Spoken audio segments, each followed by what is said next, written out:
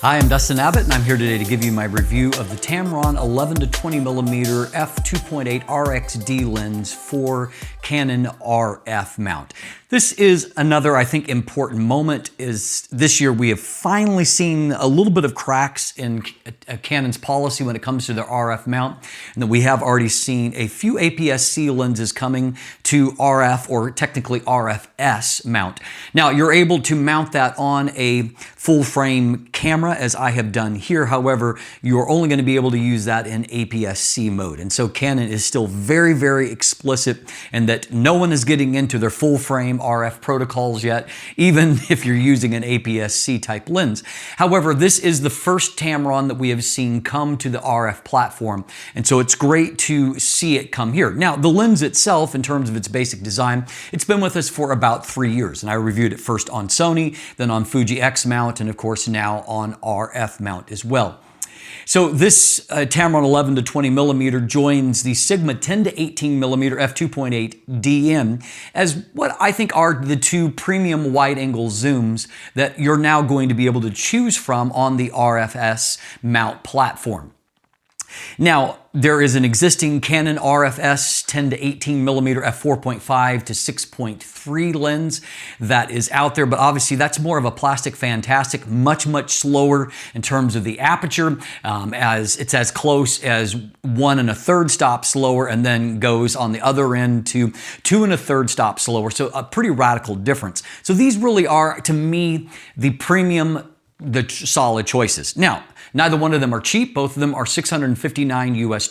So the Tamron coming at the exact same price as the Sigma. And that's about twice what you're going to pay for Canon's budget lens. So the question that we're here to answer, is this a lens that is worth considering, first of all, over the Canon? I personally think the answer is yes. You know, your mileage may vary on that, but probably more importantly, if you're considering spending the additional money, is the new Tamron worth considering over the Sigma 10-18mm that goes a little bit wider?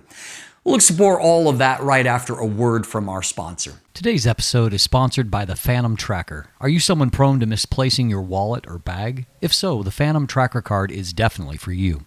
This credit card sized tracker fits perfectly in any wallet or bag and functions like an Apple AirTag. It can be locally tracked via a 95 decibel beeping noise that can be heard up to 300 feet away, but also on a global level via Apple's Find My network and its map. Unlike many other trackers, the Fantom Tracker card has a built-in rechargeable battery that can be easily charged via any wireless charger, and a single charge will last up to 6 months. The low price of the Fantom Tracker makes it a perfect gift, and you can save even more by visiting store.fantomwallet.com and using code Dustin20 at checkout. That's store.fantomwallet.com and use code Dustin20 for 20% off. So the first thing that's important to discuss is that this lens, while it's the same optical design, it's going to handle in many ways the same ways, it is slightly different in performance on Canon due to the fact that Canon's crop factor is 1.6 times versus 1.5 times. So while on either Sony or Fuji, we have got a 16 to 30mm full frame equivalent focal length, on Canon, we have got a 17.6 to 32mm full frame equivalency. So not as wide on the wide end, and obviously a little bit longer on the telephoto end. When it comes to wide angle lenses, I think we would all say that we probably would prefer having a little bit more on the wide end than having a little bit more on the telephoto end. But of course, your mileage may vary on that. This is still a very useful zoom range, as you can see, allowing you to go from quite wide to, a little bit tighter, but still wide angle of view, with a number of different framing options there along the way. Now, the size of the lens, it is 73mm in diameter, or 2.9 inches, and it has Tamron's very common 67mm front filter thread, which they've tried to share over as many lenses as possible. So I really do appreciate that, because obviously being able to share filters is huge. It's going to save you money, but also save you room in packing those filters along. The lens itself is 86mm or 3.4 inches in length, and it weighs in at 335 grams. Now, that is a little bit heavier than the Sigma and definitely considerably heavier than the small, light, plasticky Canon lens. However, this is a nicer build quality. With the two lenses side by side, I would say that in some ways, I prefer the Sigma's materials, but I prefer the Tamron in terms of actually what's inside. And as we're going to see, much more thorough weather sealing, for example, is present. Now, typically these lenses have been pretty much the same as they've been ported over, but there is two key upgrades that have been made in this Canon RF version. The first of those is that finally we have an AF-MF switch, and so that actually expands the feature set to beyond what we see on the Sigma, for example, that I vastly prefer having that direct control over switching between autofocus and manual focus. The other thing that we do have here that is unique is that there is a weather-sealed USB-C port that is here. Now, I hooked it up to Tamron's free lens utility software, which you can get either for your computer, but also you can get for Android devices. Unfortunately, the only thing that you seem to be able to control is just doing firmware updates. In some Tamron lenses, you have a lot more customization, tweaks that you can make to the lens performance. None of those seem to be available here. However, it's a quick and easy way to do firmware updates in the future. So I'll take that. That's better than nothing. Now, the other thing, as far as the physical handling, you will see a little bit of an inner barrel zoom out as you come towards the wide end, 11 millimeters. At 20 millimeters, it is fully retracted. Weather sealing, as mentioned, is a little bit more thorough. We have 7 different seal points plus that weather-sealed USB-C port now. We also have 7 rounded aperture blades inside, so that has both the purpose of trying to keep a circular shape when you're stopping down through, say, f5.6. As you will stop down further, it will change to where you're starting to get, actually, I think, quite attractive sun stars that will have 14 points. And to me, they come to nice heads, and so they're a little bit more attractive than what I've seen on some competing lenses. So I appreciate that.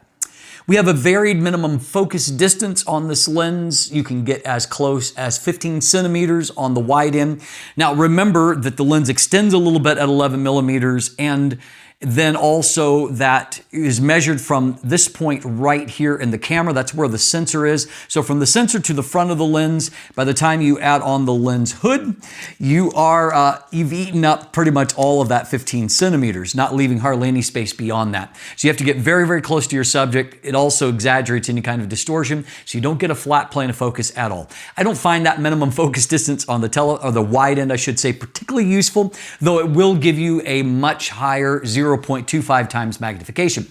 Now, on the telephoto end, you can focus as closely as 24 centimeters. Much easier to perform, you get a much flatter plane of focus. However, the magnification level drops all the way down to 0.13 times. Now, what I find is that if you shoot somewhere around between 14 and 16 millimeters, you can get a little bit of a compromise, a little flatter plane of focus, not quite as high a level of magnification, but a little bit more working room. And so anyway, just your mileage may vary on that. It really depends on the subject, how close you can get to it without shading it, all of those factors. But nice to have a decent magnification level. It also means that if you are filming, for example, and you're at 11 millimeters, you're not going to have to worry about getting too close where autofocus stops, because you'll know when you actually have hit your subject, you've gotten too close. So speaking of autofocus, how does it survive the port? That's kind of the major difference when I'm looking at lenses on multiple platforms. The primary difference is going to be the actual performance. So we have Tamron's RXD focus motor here, which stands for Rapid Extra Silence Stepping Drive. A fancy way of saying a nice STM or stepping motor.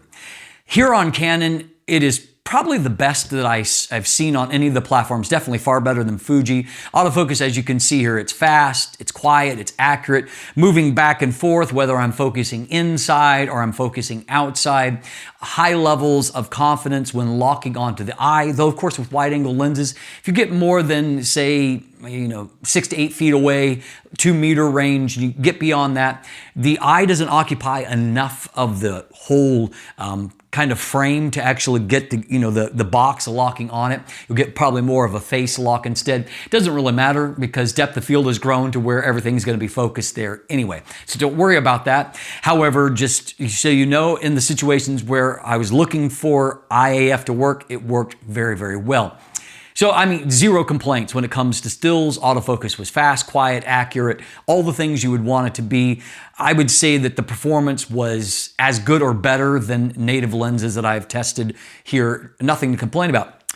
Likewise, the major improvement relative to Fuji in particular is that the video AF performance is much better. Focus pulls, as you can see, are just perfectly confident, back and forth, no visible steps, none of those issues. You'll also see that focus breathing is quite low, and so there's nothing jarring about these focus changes. It's basically, just with a very, very slight, change of perspective. It's basically just going from one focus point to another. My hand test was also good because my face occupies a relatively small part of the frame, or I should say my hand occupies a relatively small part of the frame. I wasn't always able to successfully block off a focus from kind of trying to stay locked on my face, but when it was able to see the difference, it did a very good job of transitioning from my hand to my face and so on.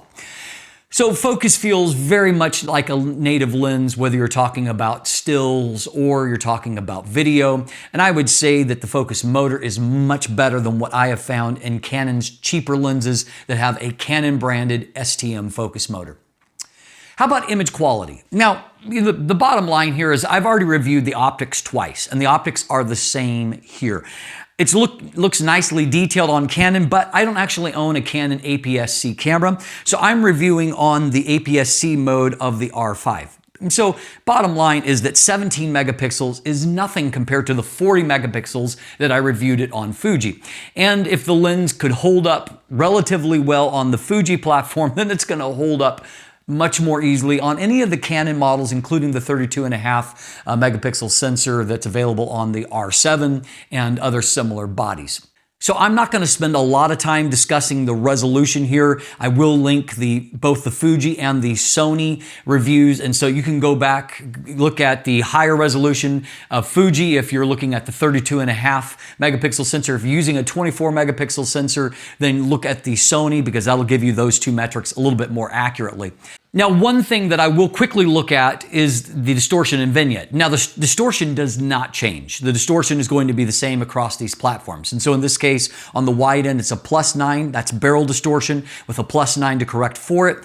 And then on the telephoto end, it changes to a pincushion style of distortion, and a -5 corrects that. In both cases, the distortion pattern is not overly complex, and it corrects just fine. And I will point out, by the way, that there is much less distortion and vignette, by the way, here on the Tamron lens than what there was on the Sigma 10 to 18 millimeter. So if that's a factor for you, the Tamron is the better performer of the two. Now, what is unique across the different mounts is the amount of vignette that is present. And so what I found is that there is considerably more vignette on the Canon version than what I saw on Sony, and somewhat less than what I saw on Fuji. And so in this case, on the wide end, I took a +71 to correct for the vignette, and then on the telephoto end, a +54. And by the way, again, both of these figures are much lower than what I saw with the Sigma 10 to 18 on Canon RF. And so definitely some advantage there. I actually was quite pleased with the overall look of images and the performance. I found that longitudinal style chromatic aberrations were well controlled, only minimal amounts of lateral style chromatic aberrations. And I think I actually liked images better than what I saw on Sigma. Now, ironically, I actually liked, I would say on Sony, I actually probably slightly preferred the Sigma 10 to 18 millimeter on Sony. My opinion is the opposite here on Canon. I don't know what it is, but it seems like Tamron's colors are, in this particular lens compared to the Sigma, just seem to be a little bit better match for Canon's color science. I actually felt like the images and the color rendition looked better and was just better executed. So I actually prefer the Tamron here.